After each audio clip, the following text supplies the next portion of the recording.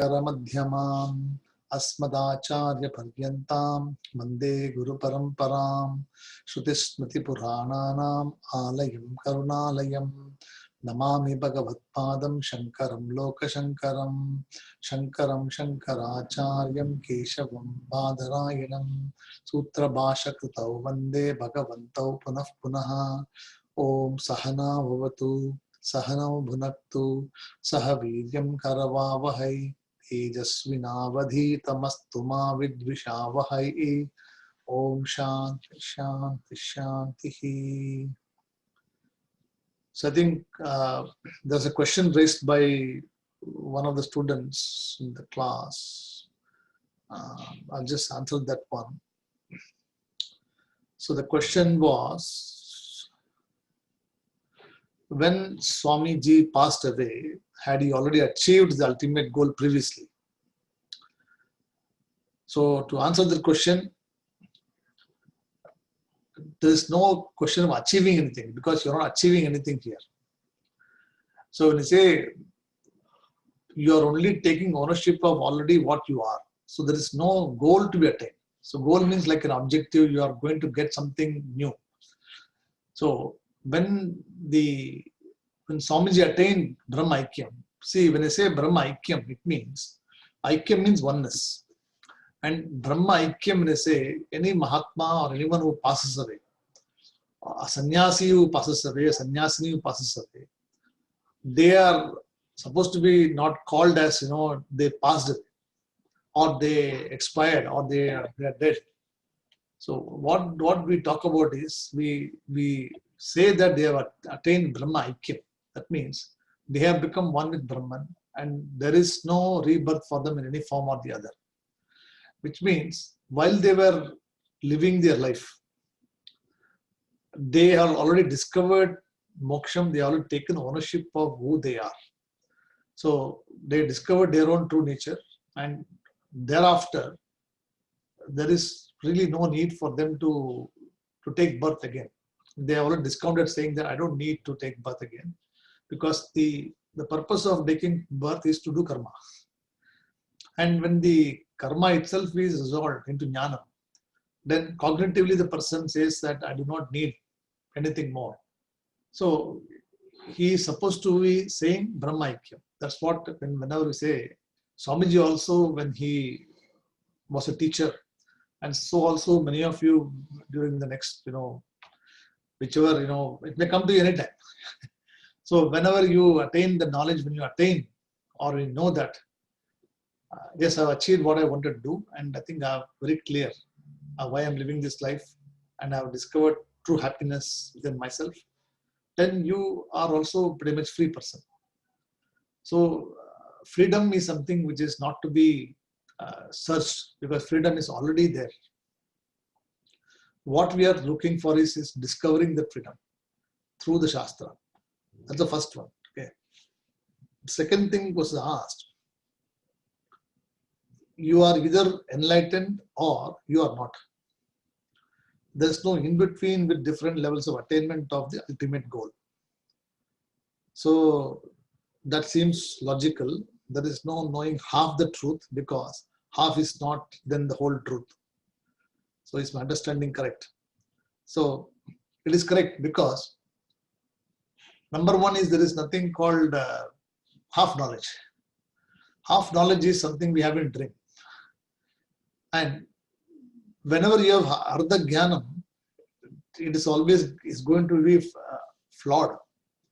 Because in any subject, if you have, even if you want to study mathematics also, if you have half knowledge of mathematics, you will not be confident in answering the other questions. So even in job also, if you have a job, whether you're working as a manager or somebody or any profession, you need to know that particular job fully. Then only you will be able to execute the job correctly, efficiently. And you will be happy that yes, you've done justice to the job. But if you have half knowledge, then you are yourself not sure whether you are living to the expectations correctly or not, number one. And you must know what is Purna Jnanam also. See, if you do not know what is Purna Jnanam or absolute knowledge, then you would not be able to rise up to that level of knowledge. So, as you said, it is actually, there is no in between. So you cannot say that I am 50% there and I've got to 50% more. So one can live with 50% also, but the 50%, other 50% will be still be subject to mood swings, subject to other aspects which are there. So you will not be fully happy, you will not be fully satisfied, and there will always be some search, something will be there which you will have to explore, and you will keep exploring for the next remainder of the life. And it is also possible that a person can pass away finding that last piece of puzzle. So one may say, like, okay, I'm studying now, I'll see how we go. So maybe 3 years I'll give, 4 years I'll give, 5 years I'll give. I'm just giving time. So there's no time required. And then if you take it as a time factor, that I want to give 5 years of my time to study. And whatever I study, I will make use of it. If I don't make it, I will just live with what I know. That is a dangerous thing to do, because what may happen is, like, it's like, going studying for something half, and then you're assuming that the exam paper will be set only knowing what you know. Supposing if the questions come from some other topic or something else, you do not know how to answer the question. So either you should read the topic thoroughly at least once, and then pick what you want, what is relevant for your knowledge. Then you use that knowledge for strengthening your vision.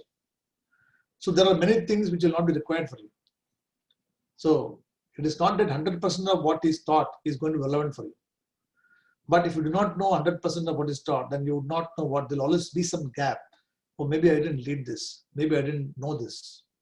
And there can come a doubt at some point of time when you will be questioned and you will not have an answer. Whereas if you analyze, then it's easy for you to do that. So that's why he says here,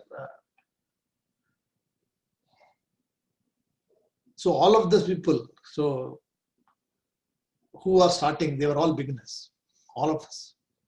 So somewhere you have to start. So even Swamiji was also a starter. In fact, he was not even interested actually in studying Vedanta. He just happened to go with Swamiji Chinmayananda to one discourse. And he just told, why don't you come and spend time with me, just come. So he was just a student going along with him. He was working for some university or something like this. And he went for a discourse. Then he said, why don't you come and work? He was a librarian in Swamiji's ashram, in Swami Chinmayananda's ashram. So librarian means, like, he's supposed to issue books, correct books, proofread books, publish books, those kind of things he used to do. So all the books which was lectures were given by Swamiji, etc., they were being rewritten, published, edited, and used to write all those things. So that is how he got interested. So there's always somewhere you want to start. Right? So it is when a person desires to have an interest in particular field of study, then it branches out. So there are some who want to continue with the establishment of the matham or the pidadipati, etc., the institutional way of life. So one will build an institution, a large institution. We'll have centers everywhere. We will have students campaigning everywhere, hospitals, trucks, buildings. All those things are part of the institutional way of living. So there are some who follow that path because that makes them, seva is very important for them, that makes them full. But for some, that doesn't attract much. They say, I want to be a teacher. I want to just teach people and I want to be myself. I do not want to get involved in any institutional building, raising donations, campaigning for them, being politically involved, all those things he was not interested. So that is how he left the ashram. So at some point of time, decide what is right for you.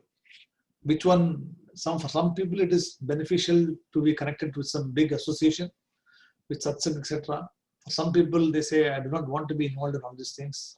I just want to be limited just by myself and not worried about all these other things. So in our culture, we never in our institution, we never have institution.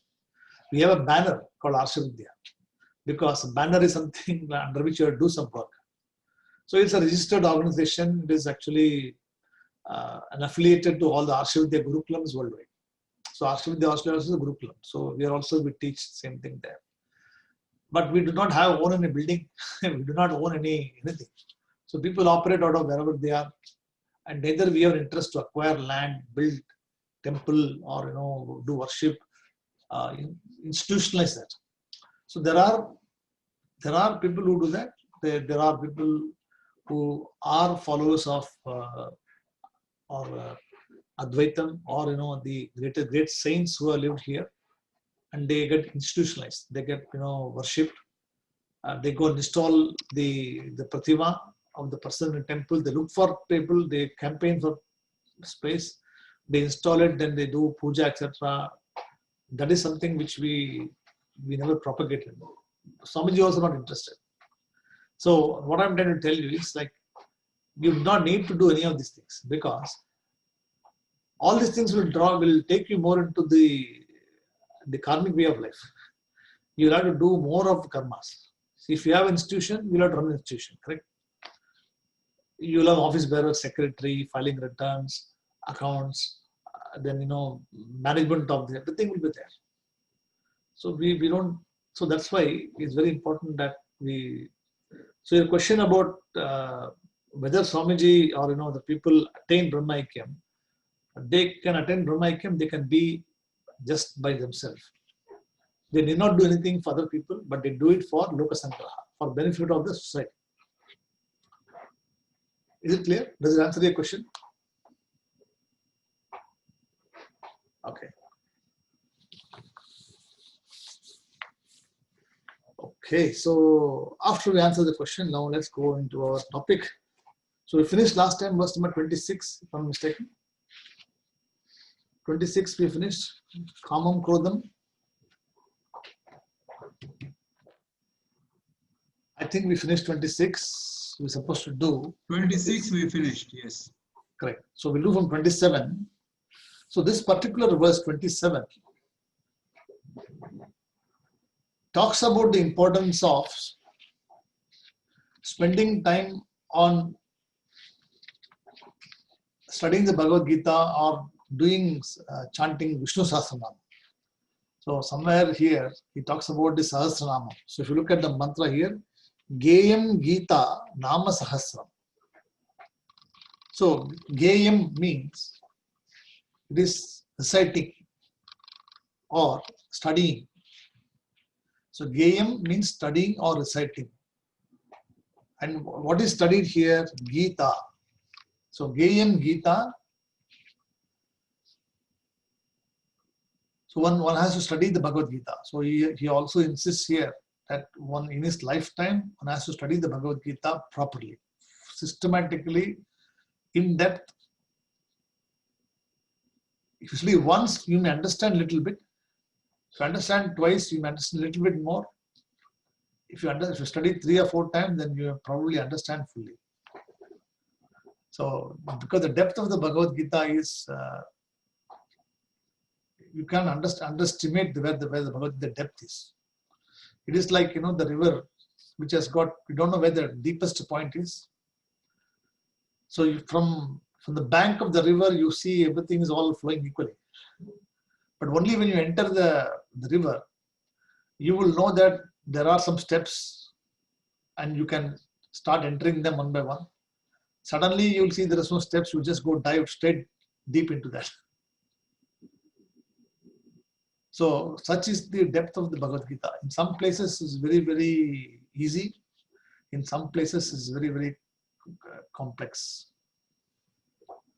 So Geyam Gita. Because why it is Geyam? Because it is a song. So the Bhagavad Gita is set to a meter. And it is a song of the Lord. So Bhagavad Gita, when I say, is the song of the Lord, or the one which is sung by the Lord in a particular meter. So there is Anushtup and Trishtup meter. So there is 2 lines and there are 3 lines. So the 2 meters are there. Then Nama Sahasram. So here Nama Sahasram talks about the Vishnu Sahasranama. So one has to study the Bhagavad Gita, one has to chant the Sahasranama, one has to know the meaning of Vishnu Sahasranama so that it becomes productive for the person. So Geyam Gita Nama Sahasram, then Dhyayam. So Geyam, study, and Dhyayam means meditate. So Dhyayam, to be meditated. So Dhyanam means meditation. Dhyayam means to be meditated. Just like Jnanam is knowledge, Jnayam is supposed to be the one to be known. Correct. So Jnanam and Jnayam. So same way here also, Dhyanam and Dhyayam. So Dhyanam is the meditation and Dhyayam is the one to be meditated in the meditation. So when you meditate, who has to be meditated? So he says, Shripati. So Shripati is what? Pati means the Bhagavan here. And Shripati means the Lord of the Shri, Lakshmi here. So Shripati or Swarupam of Lakshmi Kantan. So Shri denotes here, it's a feminine form, feminine gender, Shri. And Shri, he, when you say, it symbolizes all sorts of wealth. So Shri, he means the wealth and it denotes all sorts of wealth. So that's why you say Mahalakshmi. So Shri, he denotes the feminine form, the Shakti. And Shripati, when you say, the one who is along with the Shri. So Vishnu is with the Mahalakshmi, correct? So Mahalakshmi is called Shri. In the Sahasranama, when you see the class you follow, you will Sridhar Srinivasa, correct? So you'll see all this name there. So see Srivatsanga, Srivatsa Anga. You'll see it, correct? So Sri Vatsa Anga means what? See the one, so there also Sri, right? So in Sahasram also the mention of Sri is mentioned there. So the person or the power behind Vishnu. So it's called Shripati. So Dhyayam Shripati, Geyam Gita, Nama Sahasram. So 3 things is said. What is said there? You read the Bhagavad Gita, you chant the Vishnu Sahasranama, then you meditate on what is in this tattvam of both of them. So what is said in the Bhagavad Gita is also Vishnu. What is chanted is also Vishnu. Because both of them is only same. There's no difference. The essence of what is taught in the Bhagavad Gita, essence of what is taught in the Vishnu Sahasranama, which you're already studying now. Some people are studying the Sahasranama with me. So you will know the importance of that, you know the meaning of what is said there. So when you meditate on that, what is the essence of what is talked about there. So Dhyayam Shripati.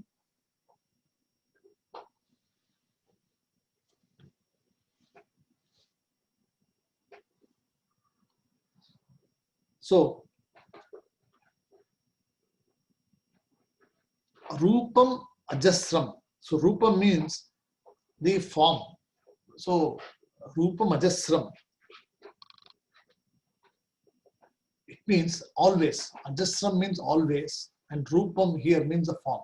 So always you meditate on the form of the Lord or where you know the Lord in the particular form. See, in the Sahasranama also we have the Saguna Brahma Upasana.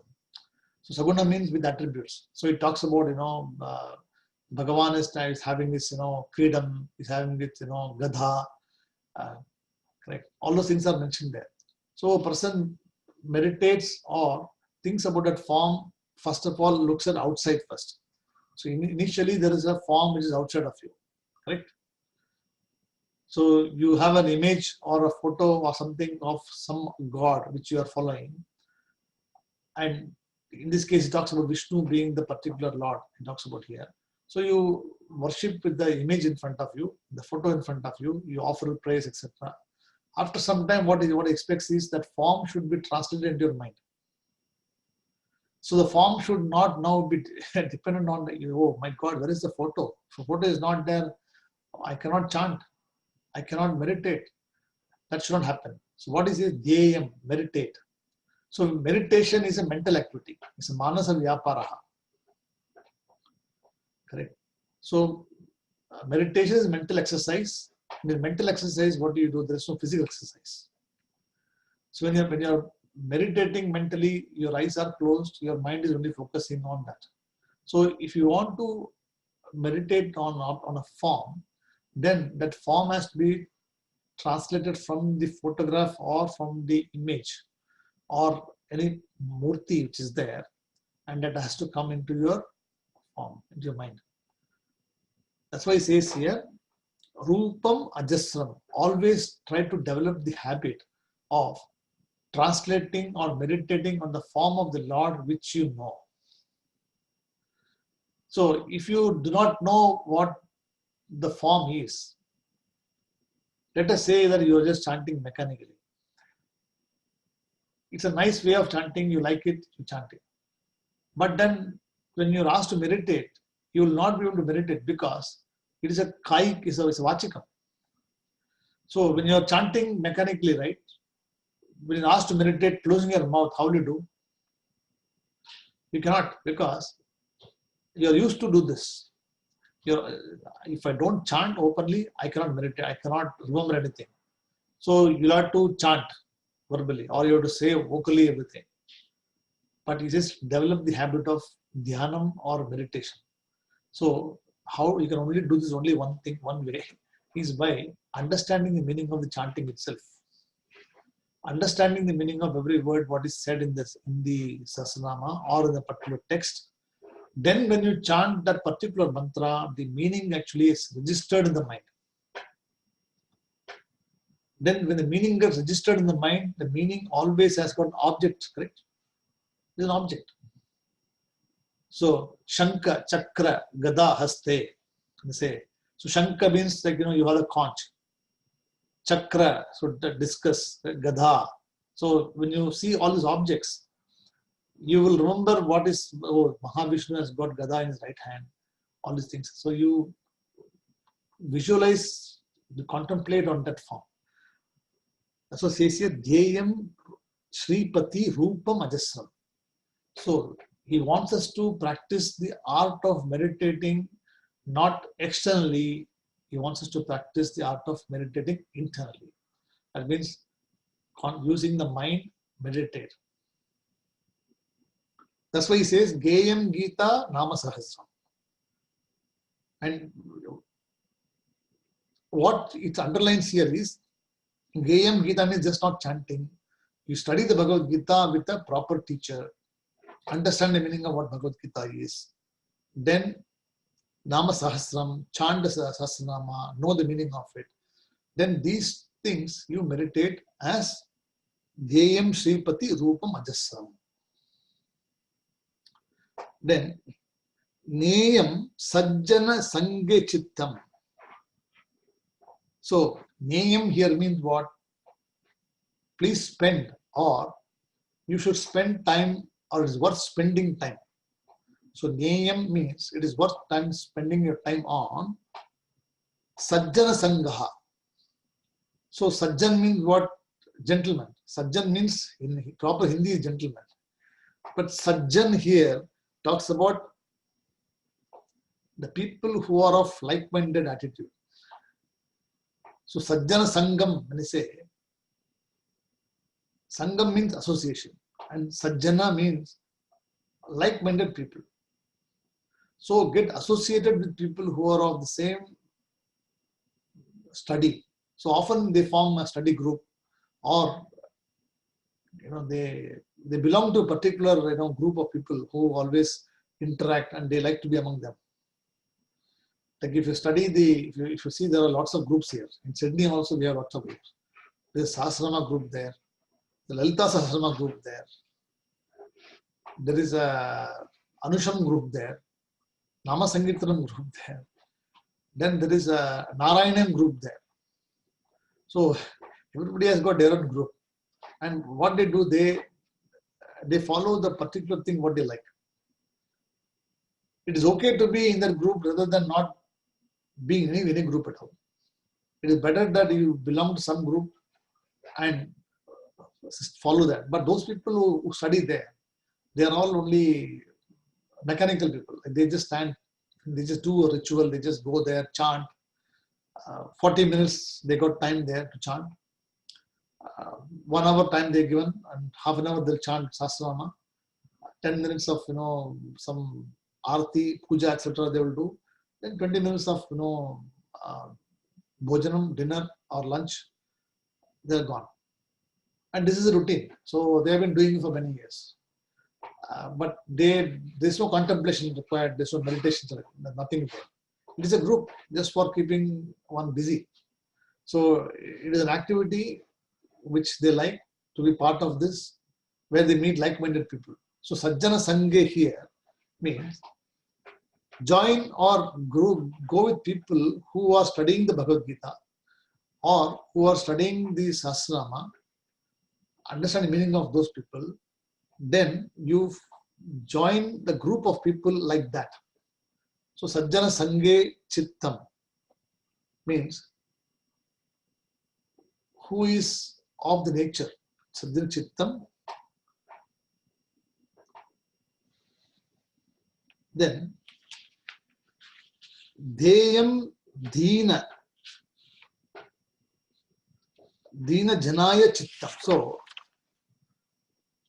Deyam means give, donate or give. Deyam. See, it's what Geyam, Deyam, and Deyam. 3 things are there. So you sing or you learn, then you meditate, then you also give. So you give back. So don't hold anything with you, you give back. If you know something, if you're able to contribute in some way or the other, you give back. See, even teaching also is supposed to be giving back to the Guru. Once you learn everything, let's say you learned everything. If somebody asks, see, I don't have time to teach all these things to you. It is something I have spent so many years studying, and I just can't give it to you like that. It will take you a lot of time to study. I will see all those things. When somebody wants to study, find out they're interested, and if they're really interested, they'll study. And you start. So you give them, give it back. That's what it's Deyam. Right? Dina Janaya. So Dina means what? Here Dina means the poor people. So Dina means not poor people. Here talks about the people who are needy people. So Dina means a person who is needy. So a person who is needy should be given that particular knowledge or money or whatever. In any form you can help, you can help. If you are rich financially, then you can support the particular cause by donating money. You can lend your house, you can lend your assets to some people. Do that. Some people are not interested in all these things. They say, you use my facilities. I got a house, you come and do satsang. You can use all the facilities what you want. So it is also service, because he's earning some punyam by doing this. So get involved in this. What is it? Get involved in Sajjana Sanghe Chittam, then Deyam Dina Janaya Chittam. So get involved in this kind of activities.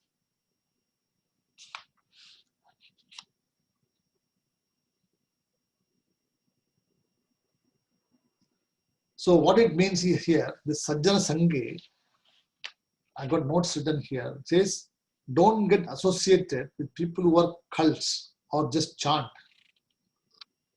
or put a show. So you must not get, connected with people who are, you think is like a cult. They are actually now showing signs of, branching out and, only idolizing or, propagating certain philosophies. So there are people who do that, and because everybody has got their own view. And the people who follow the particular path, they because they feel comfortable in that particular line of thought. So do not fall to any cult. What is a cult? When anything blindly followed, when you do not know why you are following, and you're following because someone has told you you should follow, and without understanding why it is followed and what is the essence of that person saying this, then it becomes a cult. And a cult becomes when you don't listen to other things also. Like if somebody comes and tells you without the Shastram Padingo, or you read this, no, this is all humbug. I will not do this. You must not read Bhagavad Gita, you must read Bhagavatam. So, because Bhagavatam is supposed to be the Bhakti Marga, and Bhagavad Gita is supposed to be Jnana Marga. You know what I'm saying? See, Bhagavad Gita is a Moksha Shastra, and Bhagavatam is actually it talks about Bhakti. A lot of Bhakti is there. So the person who is following the Bhakti philosophy, or the Bhakti Marga, or the Bhakti becomes a cult, then for such a person, this will not be applicable, because they will not read this particular thing. It's not important for them. So they will propagate you to do this. So even if you study the Bhagavad Gita also, they will say you must not study. You must study this. So then it becomes a cult. It says Sajjana Sange means you follow what you're interested in. And if your study is related to what it is, then you connect with the people there. Other people do not just get connected. So you should be choosy about where you want to get connected. That's what it says here. Is it clear? So Geyam Gita Nama Sahasram. The very important thing is it is not enough to just chant. You have to know the meaning of what it is also. Then only it becomes an ididhyasanam. Otherwise it will just become only a mechanical karma, an action.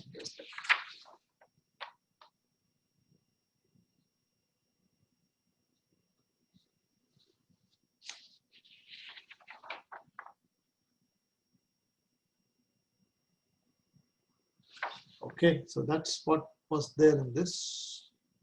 Any questions on the verse? Clear? Okay. Then next 28. See, Sukata Kriyate Rama Bhogaha. Sukata Kriyate Rama Bhogaha. Then Paschad Antaha Sharire Rogaha. See, this also is a very, direct attack. So then Yadyapi Loke Maradam Sharanam Kadapina Munchati Papa Charanam. So Sukataha means when a person is happy. Sukam means happy, and Sukataha means a person who is happy. So there's always time when a person is happy. Kriyate means does. So when a person is happy or is finding happiness in some activity, he does. What does he do? Rama Bhogaha. So it is not Rama here, okay? Please don't understand is Rama. Rama means not Rama here. Here Rama means sensual pleasures or sexual pleasures. So Rama Bhogaha, or indulging with women or womanizing is what is talked about here. So Rama Bhogaha. So there are some people, suddenly he jumps somewhere else. From that topic he jumps to somewhere else. So it says here, Sukata kriyate Rama Bhogaha. So Rama here means the company of women, or person who finds solace or happiness in the company of women always, and who is pursuing this particular desire always. So there are always people like this.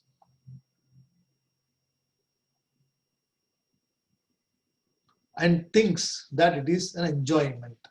So Sukate kriyate Rama Bhogaha.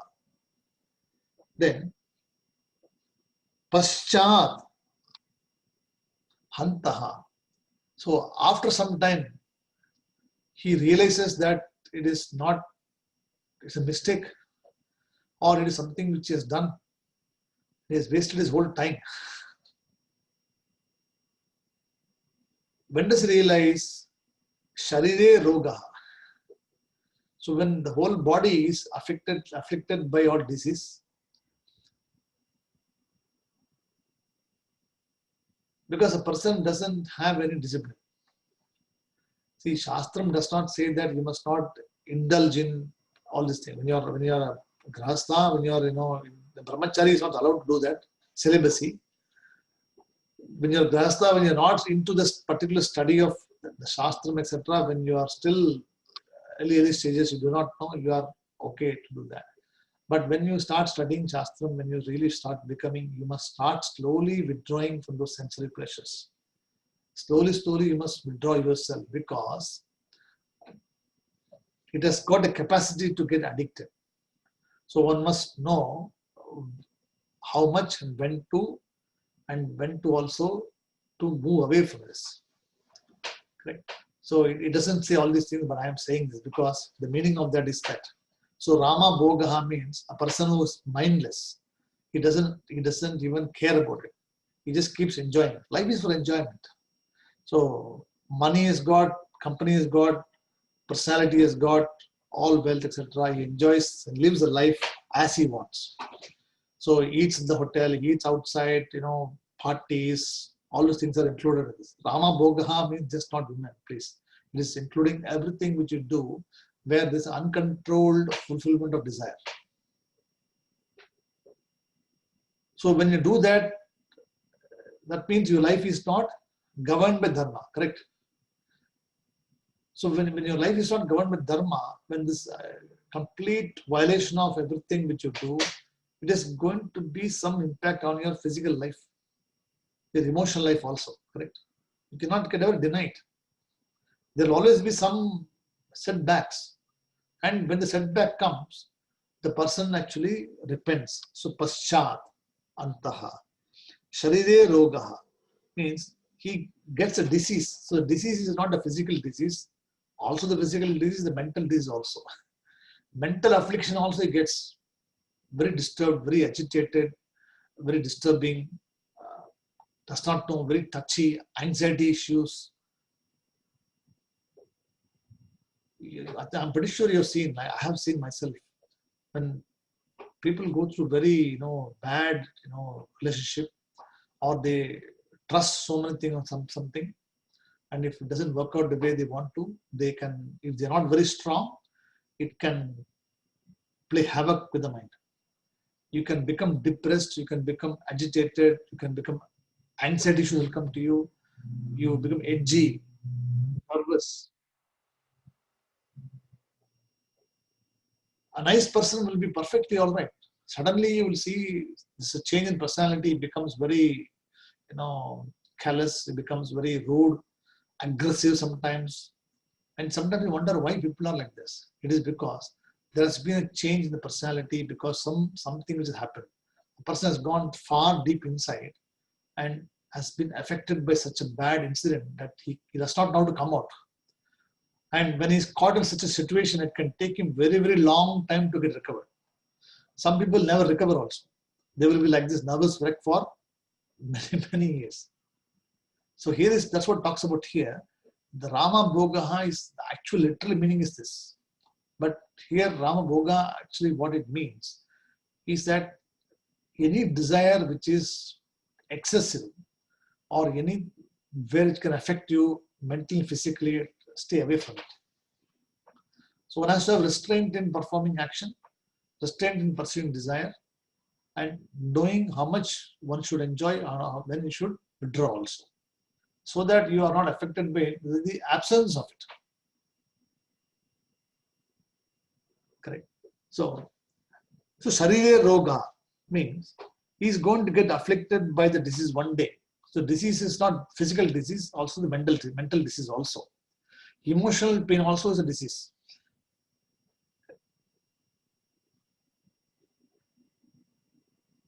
An example also could be that when you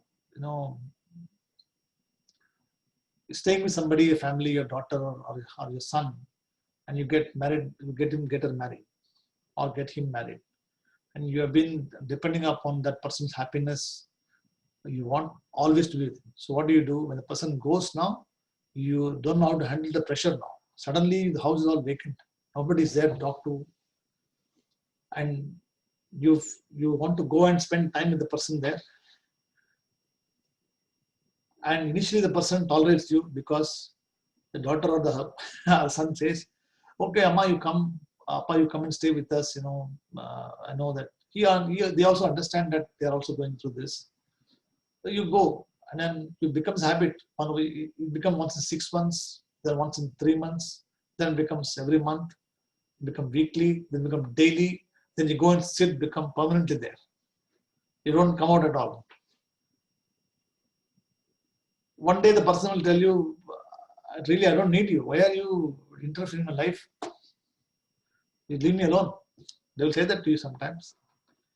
And when the statement comes to you, if you're not prepared, it will strike you so badly that you will not be able to take care of it. It is our own problem, because we ourselves has gone into this kind of situation where we didn't understand how much you should spend time into this.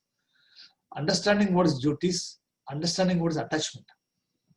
So we confuse between attachment and duty. So duties should be done. So even when a person gets married, after so many years, there's a duty there. You go and do all is required to be done. But do not get attached to that. When you get attached to something, then the attachment brings you pain. That's why it says here Rama Bhoga. So Sukata Kriyate Rama Bhoga. So when a person is happy, everything goes well. And he enjoys the lifestyle which is governed by whatever he wants to do, enjoys lifestyle. But when the time comes, the disease also comes along with that. So Paschat Hantaha Sharire Roga. So after some time, when the disease comes, emotional pain comes, it is difficult for the person to handle. So it says, Yadyapi Loke Maranam Sharanam. So therefore, he succumbs. So Yadyapi Loke Maranam Sharanam. That means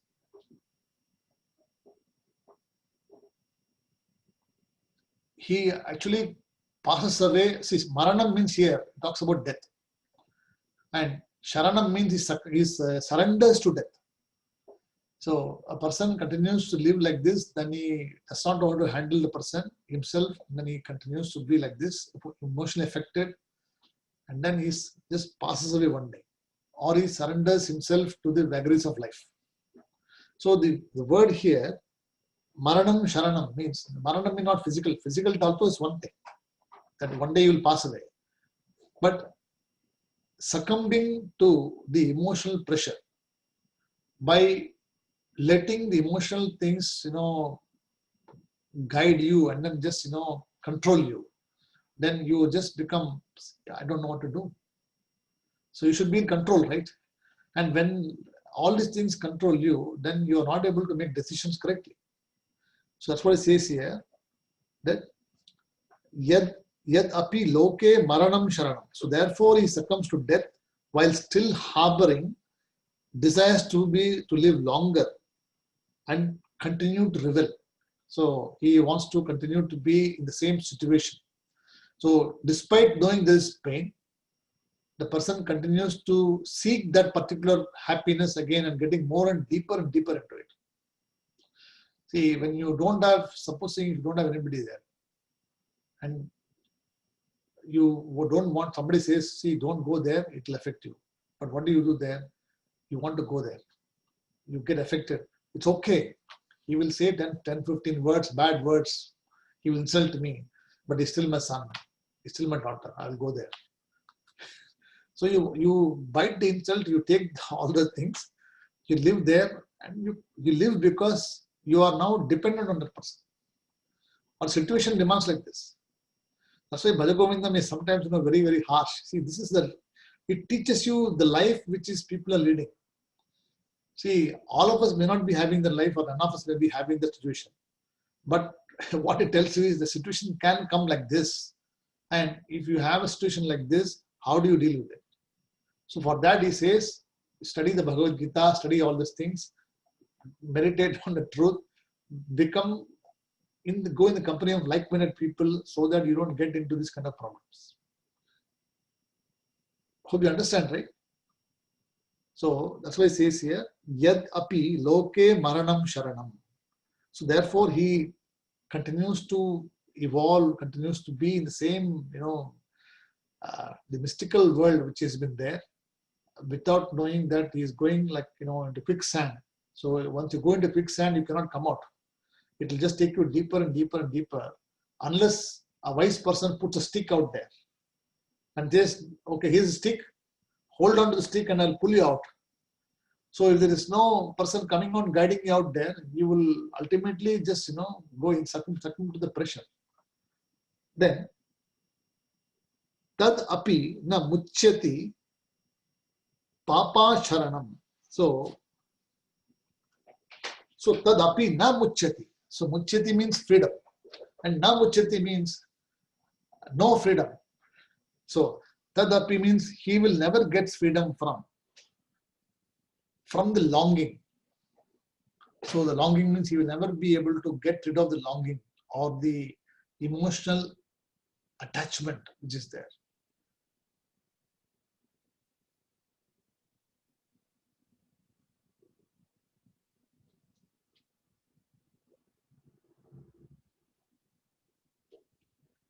So what happens to the person? Papa Sharanam. Papa Sharanam means what? He continues to take birth and next Janma, and the samskaras again will force him to the same thing. So he will continue from where he has left, because the person has passed away without acquiring Purna Jnana. So to answer the question which you asked, so when you have half Jnana, what happens? Ardha Jnana, this is what happens. When you have half knowledge, you'll have to come and complete the full knowledge. Because nobody else is going to come and write the exam for you. You'll have to write the exam yourself. The question paper will come next Janma. Same question will be asked in a different form. See, in a different family you'll be born.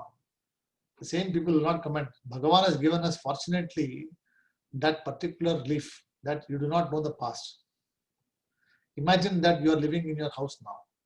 The same wife comes, same mother-in-law comes, same father-in-law comes. Everybody comes and you're already dealing with it. Imagine next Janma also continues like this. And another Janma like this. So where is the end for it? You also want to change, right? But he says here that you will be born in another body, in another family, but your karma will continue to be the same thing. The answers will still have to be sought after. The questions will be same, but in a different perspective. So it is better that you get the questions corrected in this Janma. Do not wait for next Janma. So the Papa Charanam means this Papam or this particular desire or this longing is sort of a Papam only, because it is some sort of a craving, and this a craving for something to be achieved. So one has got no craving, one has got no attachment. See, it is okay to have a desire. See, Shastram does not say that you must not have desire. See, after this class, don't go and say, see, Bhaja Govindam tells no desire, no attachment, no family duty. No, it doesn't say anything like this. It says it is perfectly okay to have desire. It is perfectly okay to do duty. Understand all these things has got limitations. Understand where how far you should go, where you should stop, and the moment it stops hurting, starts hurt you, you pull back. Do not just go deeper and deeper into it, knowing that it is actually a quicksand. So understanding is very important. So horror stories again come back. See, I thought the horror story is completed, but the Bhaja Govindam horror story is continuing. Horror means why? Because it is scary sometimes for people who are not exposed to Shastram before. And it can, create some sort of a, oh my God, it is like this. It talks about life situations. It talks about all these things. But it makes you realize. It makes us realize that relationships or, the attachment, moham, all of them are not going to make us stronger. It is only going to make us weaker. See, emotionally, see, in the position of negotiating, you're very big. Correct. When you're strong, you can say, I don't need anybody, I'm okay. If you want to come, you come, okay. If you don't want to come, also is okay. You want to study, is okay. Not studying, okay. So when you don't have any particular preference for anything, then it is not going to affect you that much. So as a person evolves, a person picks up new skill, understands the fallacies one by one, learns from it, and then removes it. So that is how you improve yourself. You cannot, clean everything in one shot. No, let me accumulate all those things. I'll start cleaning one by one. No, you clean as it comes. You have this problem. You make a resolution. Okay, I'll work on it. I'm going to make sure that I won't repeat this. Or if I repeat it, I will repeat less times. So you do repeat slowly, remove this. That is how you want to correct yourself. So the whole message is about correction of making us ready for that. So tadapina muchyati papa charanam. So papa charanam means he never gets freed from his papam, and he'll continue to take birth in the next janma, and samskara will force him to continue from where he has left. What does Bhagavad Gita say? That yam yam yati sparan bhavam. So whatever thoughts are at the time of your death, those thoughts will become the reality next janma. So it means what? If you remember Sahasranama at the time of death, Vishnu's form, meditation, then you can become Vishnu also. You will be born in a higher loka, or you may not be born. What it means is to remember the Bhagavan at the time of death. One must have been remembering the Bhagavan for his lifetime. You cannot say that, I'll study for 65, 70 years, start remembering. No. You will have to continue to remember always. Then only that becomes a practice. Is it clear, this one? Okay. Then,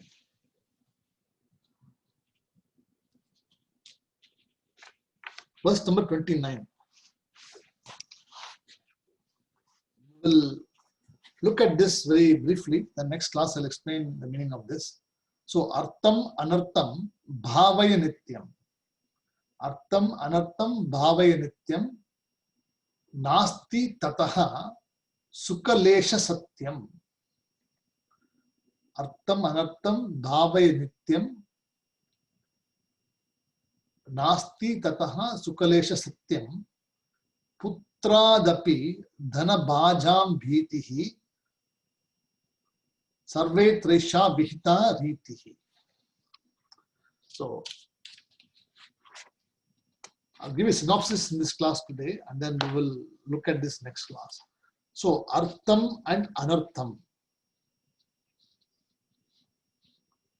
So artham talks about wealth, and anartham talks about disaster. So wealth and disaster, nityam, do not exist. So wealth do not exist every time, nor disaster comes every day. Wealth comes sometimes, disaster comes sometimes. So when people say that I'm always in a problem, Bhagavan tests me all the time. I'm always being tested. I'm always being, on the wrong side of everything. Why? Because the person thinks like that. Whereas in reality, happiness comes on a particular day. Some days you are very cheerful, very cherubic. Other days you are feeling very low down and sad because something has happened or you're not in the mood at all. So anartha means disaster, means not disaster. This means what? Somewhere where there is a klesha, there is some disturbance. Right? So nityam na astitaha. So nityam means daily it is not there. It is only coming and going. Right?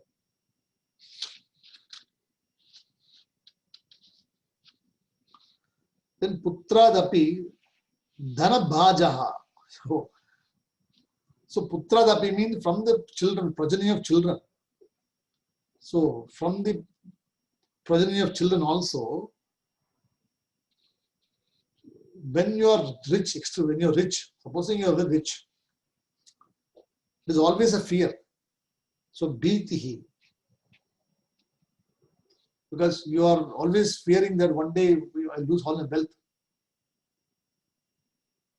Imagine, you are working day and night, burning the midnight candle, and you are making billions and $1 billion. Assuming you're building wealth, everything is there, and somebody sitting there and watching. Oh, okay, so you let dad and mom work. So ultimately they are all coming to me only. Let them, because he's the only person. Or you only told him, see, I'm all doing for you, son. I'm all doing everything for you only. So you will get all these things when I'm going there. So what do? Life insurance policy is there. Superannuation policy, everything is there. Millions and billions are there. And you work. You work for what? Are you happy? You're not happy. Because if that is what makes you happy, you're not happy because you are making somebody else happy. You think that, okay, I'm going to amass wealth. When I'm retiring 65 years old, I'll enjoy it. When you have got 65 years of age, you will not be able to enjoy anything. Because you will be old. You cannot walk, you cannot talk, you cannot travel, you cannot see, you cannot eat. So many things afflictions are there. And by working so long and working tirelessly for such a long time after chasing after money, one gets very, very burnt out. Like this COVID people, you tell me, I talk to people. They are saying to me, I don't know, Shankar, how you come at 2:30 and 3 o'clock? And I said, I don't know, I have decided to come at 2:30. I don't really care what happens. There are people who do the job, they do it. So, but there are some who says, my eyes are burning, Shankar. I just, 6 o'clock, 6:30, the meeting ends. 8:30, I go and sit there because everything is on Zoom now. So people are sitting and just meeting after meeting, meeting after meeting. They are just on the phone, talking on the phone or internet, emailing, and sitting like this. So they are glued to the computer. They cannot go out for coffee also. So they get burnt out. Already they are saying if it continues for another 1 year, I'll become a nervous wreck. So I told them, why don't you come and work for us?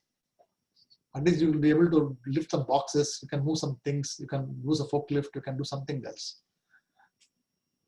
So what I'm trying to tell you is, after some time, this will get frustrated, you will get burnt out. And the fear, the bhiti of putra dapi dhana bhaja. So the fear of losing all the wealth also will come. So if you have a big empire, what will you do with the empire? After me, who will manage this? That fear will also come to you. Who should I give it? Should I give it to one person or two people? How much should I give? If you give to somebody, they will say, I am the favorite person, you should give everything to me. You also other problem also.